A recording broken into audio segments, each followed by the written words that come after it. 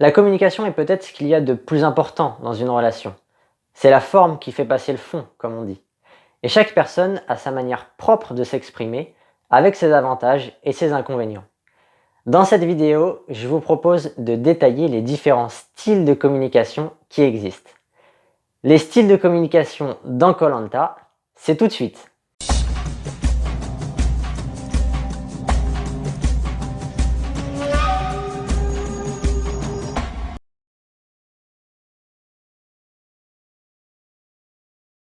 Salut à tous les aventuriers.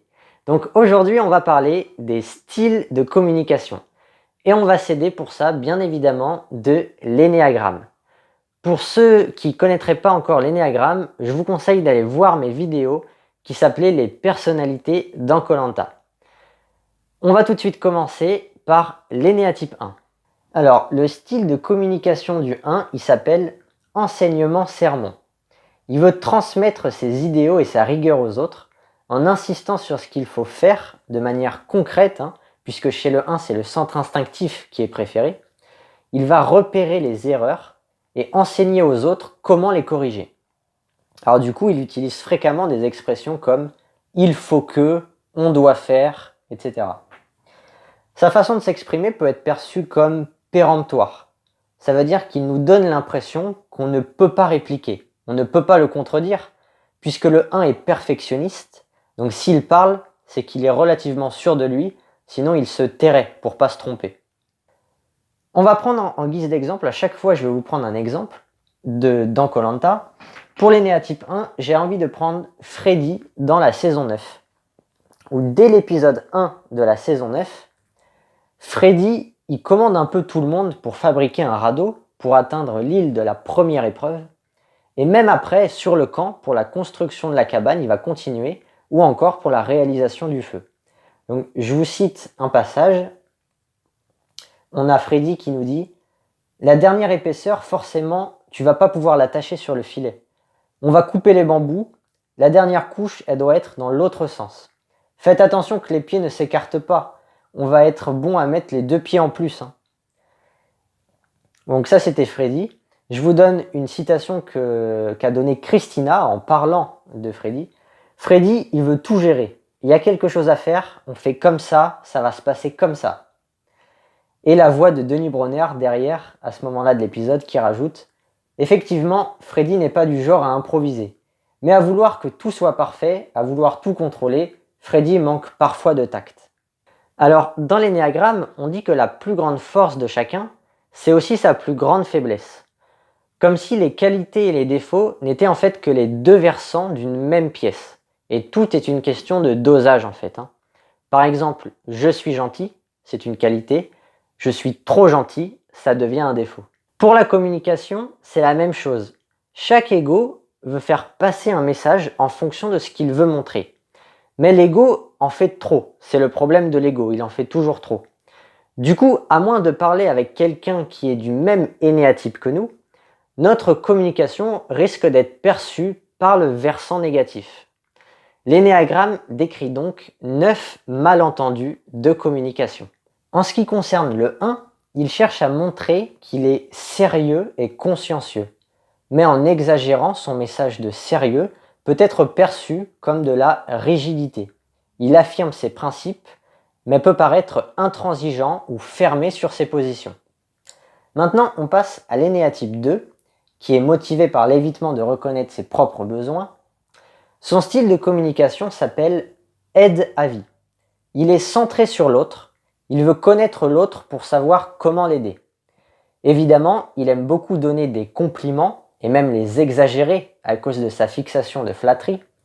Le 2 est souvent aussi quelqu'un de tactile, il aime bien avoir un contact physique avec la personne avec laquelle elle est en train de parler.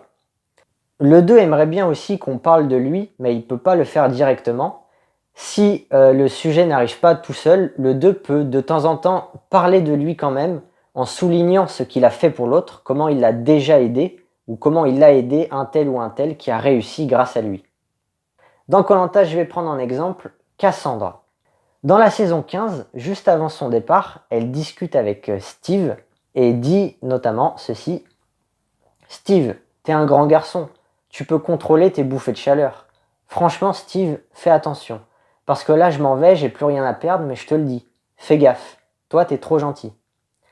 Donc là, elle lui donne des conseils, elle veut l'aider. Ensuite, une autre citation de Cassandre, celle-ci dans le combat des héros, en parlant à Nathalie. Tu nous as manqué sur le camp. On a réalisé que t'étais plus là. Il y a des choses qui se faisaient plus. T'es une bombe, tu vas partout, tu t'arrêtes jamais. Donc là, elle parle de l'autre et elle la complimente. Et je vous donne aussi un dernier exemple, toujours dans le combat des héros, en parlant d'alimenter le feu la nuit. C'était une discussion avec Jérémie. Elle dit « Moi, j'ai fait ça justement cette nuit, et si je m'étais pas réveillée, elle n'a pas fini sa phrase, mais sous-entendu, le feu se serait éteint. » Donc ici, elle communique pour souligner qu'elle a aidé la tribu en sauvegardant le feu. Alors, l'ego du 2 lui fait exagérer l'amour qu'il porte à l'autre. Ça va donner lieu à un malentendu qui est que son message d'amour peut être perçu comme de l'intrusion. Vu que ses attitudes sont trop chargées émotionnellement et que ses propositions d'aide sont trop présentes, ça donne l'envie de souffler en prenant ses distances. Ensuite, on passe à l'énéatype 3, motivé par l'évitement des échecs. Son style de communication s'appelle propagande. Il aime être dans la persuasion, il aime prendre l'autre pour un client à qui il va essayer de vendre son projet, ses idées. Il adore aussi évidemment se vendre lui-même, parler de lui, de ses réalisations. S'il est au centre de la discussion, le 3 sera très heureux, ça alimente son identité. On va prendre en exemple GG de Rajampat. Alors dans son portrait déjà, on a Denis qui dit « GG a toujours tout vu, tout fait, ce qui parfois peut agacer. » C'est très caractéristique du 3. De toute façon, si vous écoutez un 3 parler, il réussit toujours tout. À cause de sa passion de mensonge, un 3 pense qu'il connaît tout ou qu'il est capable du moins de tout faire. Je vous cite un exemple de discussion au moment de la construction de la cabane. GG va dire « C'est assez gros, ça suffit ça pour tenir. Il n'y a pas besoin de plus puissant, tu vas voir. Sûr, certain, fais-moi confiance, tu vas voir. » Là, on voit qu'il essaye de persuader les autres qu'il a la bonne solution. Je vous cite d'autres moments. « D'ici à la nuit, je pense que j'aurais trouvé un moyen pour assécher le terrain. Moi, je suis partant pour partir à la chasse à la nourriture parce que j'ai quand même un don d'observation sur les choses et je repère très vite ce qui peut être utile. » Voilà, donc il aime bien parler de lui, de ce qu'il va faire et de ses qualités. Le malentendu dans la communication du 3, il réside dans le fait qu'il partage sa conviction de réussir. Pour ça, il surestime ses capacités, il insiste trop sur l'impact positif de ses projets. Et son message de motivation peut être perçu comme de la fanfaronnade. Après, on a l'énéatype 4, motivé par l'évitement de la banalité. Son style de communication s'appelle drame. Le 4 a cette manie de toujours exagérer ce qui lui arrive, de théâtraliser les choses, de les dramatiser. Et comme le 4 a pour fixation la mélancolie, son sujet favori, c'est de communiquer sa souffrance. C'est un ego qui va aimer se plaindre, notamment parce qu'il voit plus facilement ce qui lui manque, ce qu'il ne va pas. Il y a toujours chez le 4 une difficulté à se contenter de ce qu'il est et de ce qu'il a. J'ai envie de prendre en exemple la guerre des chefs et Nicolas. Quand on écoutait Nicolas, on avait l'impression qu'il était au bout de sa vie, souvent dans ses confessionnals. Et Angélique dira de lui d'ailleurs, il n'est jamais content, après il est en PLS, après il a faim, toute la journée tu pleures sur le camp, tu nous plombes le moral, moi ça me gonfle. Donc c'est vrai que Nicolas il supportait très mal l'éloignement familial, et par exemple, après le gain d'une épreuve de confort, et le choix de Béatrice, la chef, elle avait choisi de la nourriture, Nicolas va se plaindre assez violemment sur le coup, en dramatisant la scène. Il va dire « Essayez d'avoir un peu d'empathie aussi. Le téléphone, c'était primordial. Ça pouvait me faire changer mon aventure et aller encore plus de l'avant. Ici, on me coupe l'herbe sous le pied. » Alors, ce qu'on peut dire aussi chez le 4, par sa communication notamment, c'est qu'il est intéressant pour la production d'avoir des 4 dans l'aventure. Ça sert à insister sur la dureté de l'aventure. Et encore plus si ce sont des hommes à l'apparence forte, comme Nicolas, ça sert à dire, bah, voyez, même eux, même des grands gaillards costauds comme ça, ils pleurent et ils en peuvent plus. Donc koh c'est vraiment très dur. Alors le malentendu dans la communication du 4, il est dans le fait que le 4 souhaiterait exprimer ses émotions de la manière la plus juste possible. Il veut paraître naturel. Il veut montrer qu'il est lui-même, qu'il a une identité propre. Sauf que pour se sentir absolument unique, il amplifie ses émotions, comme on l'a dit, et du coup, son message d'authenticité peut être perçu comme de l'affectation. C'est un comédien malgré lui, en fait, le 4. Allez, maintenant on va passer à l'énéatype 5, qui a pour compulsion l'évitement du vide intérieur. Le style de communication du 5 s'appelle traiter. Il n'aime pas parler de futilité comme la pluie et le beau temps, mais de sujets de fond plus intellectuels et complexes. S'il est face à quelqu'un de son calibre, il va parler de manière précise et structurée, en traitant les sujets en long, en large et en travers. En revanche, face à des non-connaisseurs, le 5 va parler assez peu à cause de la passion d'avarice, qui est notamment une avarice d'information, ou alors il parlera mais en restant très théorique, en ne donnant pas ou peu d'exemples, ce qui rend son discours difficilement compréhensible. Et c'est l'autre qui doit faire l'effort de lire entre les lignes pour comprendre le 5. Allez, en exemple, j'ai envie de prendre Pascal de la saison 9. Au moment de l'abandon de Kauter au conseil de l'épisode 5, Pascal va dire « Kauter, je pense que c'est une gagnante. Maintenant, Kauter, avec la succession de défaites qu'on a connues, elle traduit ça par effectivement un moral qui a été vacillant. » Bon, alors, c'est pas l'exemple du siècle, mais on décèle quand même le phrasé compliqué de Pascal. Il fait une analyse objective de la situation et voilà, il utilise une phrase un peu alambiquée pour dire quelque chose d'assez simple en fait. Le 5, dans sa communication, il donne des détails et il est minutieux pour expliquer rationnellement le monde et ses décisions. Mais à force d'être trop précis, son message de vérité peut être perçu comme de l'obscurité. Après, le 6, motivé par l'évitement de la déviance. Son style de communication s'appelle limite. À part les 6 très contrephobiques, les 6, à cause de leur manque de confiance en eux, ils aiment bien se sous-estimer et se fixer des limites inférieures à leur capacité réelle. Ça les rassure. Sinon, ils communiquent aussi leurs doutes, leurs peurs, leur méfiance en mentionnant l'avenir. Alors aussi, ils communiquent en utilisant les codes qui sont répandus dans leur groupe. Bon, du coup là, pas de généralité possible, c'est vraiment du cas par cas, ça dépend du groupe. Ils aiment bien aussi discuter pour apprendre des choses, puisque c'est un centre mental préféré. Donc le 6 aime bien apprendre et accumuler des informations. Allez, en exemple, je prends Yesta de la saison 16.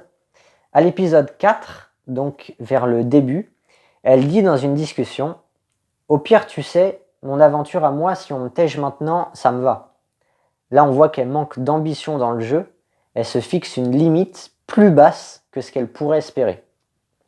Un autre exemple, dans un épisode, elle pêche à la ligne et elle va dire ceci « Je sais pas si je pourrais rester comme ça pendant 3 heures sans avoir aucun poisson en retour. » Elle pense au futur et elle prévient qu'elle se sent incapable de rester pêcher sur la durée. Elle fait comprendre qu'elle n'y arrivera pas. Allez, un dernier exemple. Donc là, Benoît, je sais pas s'il a la bague ou pas, mais c'est vrai qu'il a l'air plutôt serein. Donc moi, je pense qu'on ne devrait pas prendre le risque. Le 6, il perçoit facilement les obstacles. Donc là, c'est une transition toute trouvée pour le malentendu de communication du 6. Puisque le 6, il perçoit facilement les obstacles, les dangers, et il communique sa méfiance, voire ses angoisses aux autres. Et du coup, son message de prudence peut être perçu comme de la négativité. Voilà, ça c'était pour le 6. On continue avec le 7, motivé par l'évitement de la souffrance.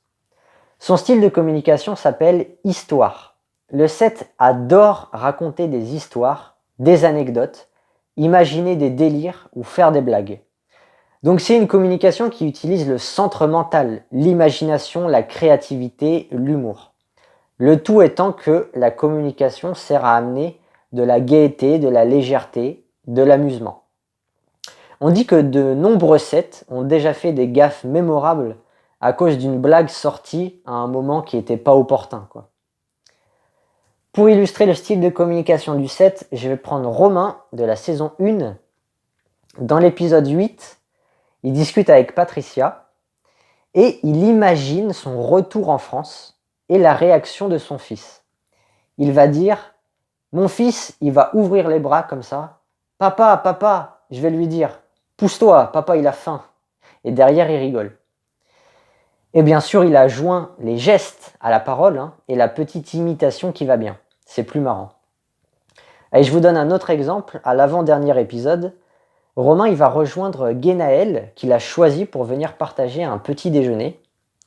Alors déjà, Guénaël l'a choisi parce qu'elle aime bien rigoler, pour la citer. Et ça n'a pas loupé, ils se sont bien marrés. Donc elle partageait son confort depuis la veille avec sa mère. Et Romain les rejoint le matin pour le petit déjeuner. Et par exemple, à un moment, il y a Romain qui dit « Quand elle m'a dit « je te présente », j'ai dit « ça c'est sa mère ».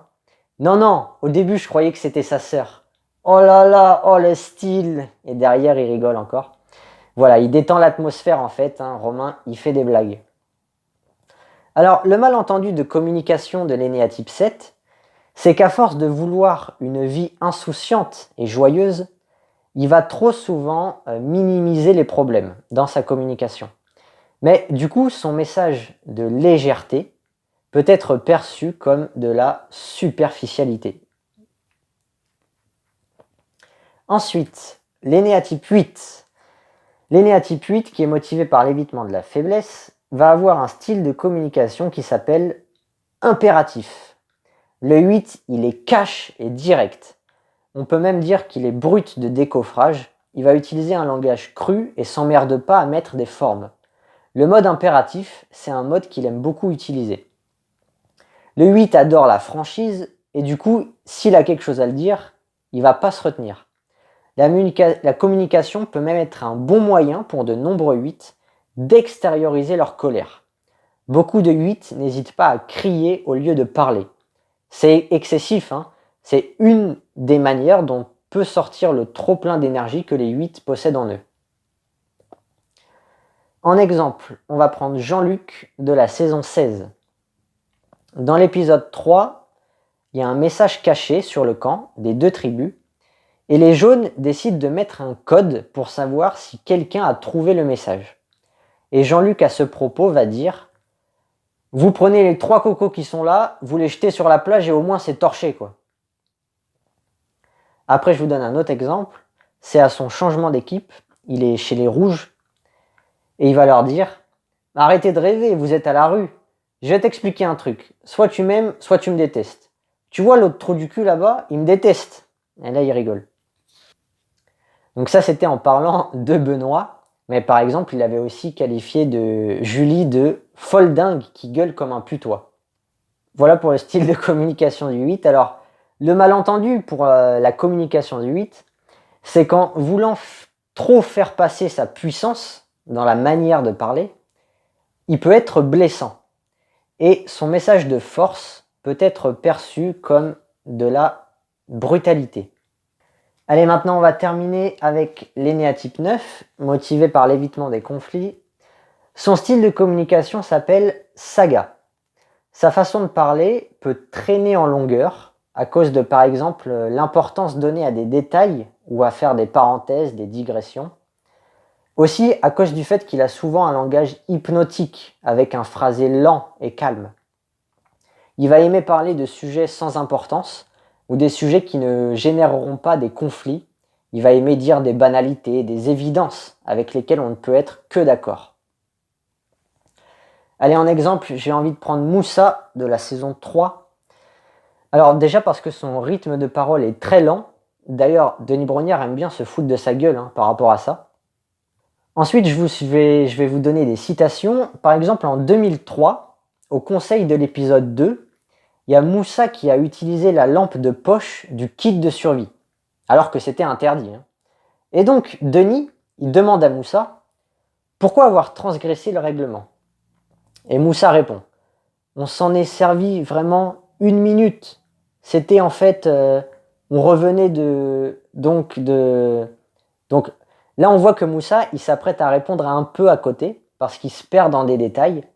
Et il y a Denis qui va lui couper la parole du coup, et lui repose la question en disant « À quoi elle vous a servi la lampe ?» Et Moussa, là, il répond « À quoi elle m'a servi? Juste à aller chercher les affaires, donc les chaussures, sur la plage. » Voilà. Donc, il répète ce qu'a dit Denis et il répond assez lentement. Il y a une discussion aussi dans l'île des héros avec Sam, où Moussa demande à Sam contre qui il veut voter. Et Sam, il lui répond de manière évidente contre Ahmad. Et il va lui demander à son tour si Moussa vote bien contre Ahmad. Et là, on a Moussa qui répond « Attends, je vais demander aux filles. Donc, toi, tu serais plus pour garder Eric. » Non, c'est vrai, t'as raison.